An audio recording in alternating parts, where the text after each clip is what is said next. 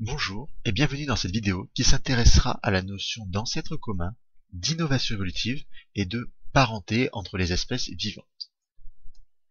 La biodiversité actuelle est le résultat d'une longue histoire évolutive.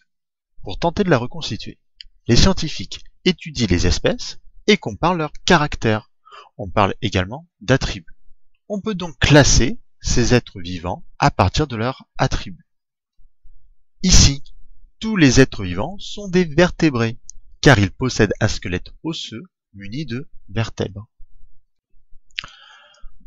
Parmi cet échantillon d'êtres vivants vertébrés, certaines espèces possèdent 4 membres locomoteurs.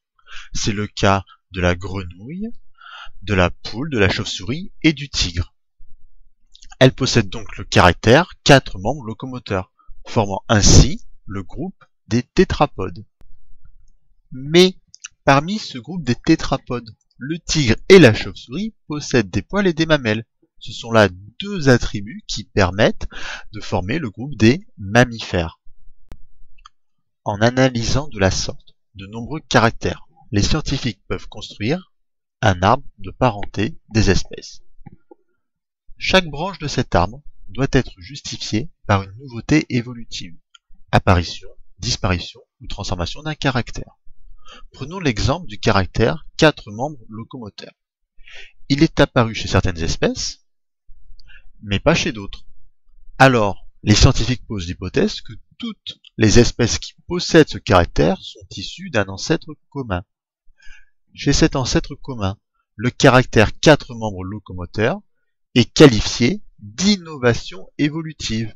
Il est apparu pour la première fois grâce à des mutations au sein de cet ancêtre commun, et il l'a transmis à toute sa descendance.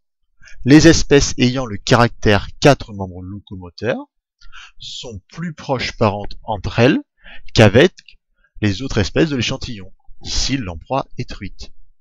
Elles forment un groupe de la classification du vivant, on parle ici du groupe des tétrapodes. Et comme on arrive à dater avec plus ou moins de précision l'arrivée d'une innovation évolutive, en replaçant cet arbre phylogénétique sur une frise chronologique, on peut retracer l'histoire de l'évolution de la biodiversité. Par exemple, notre groupe des tétrapodes est apparu il y a 380 millions d'années.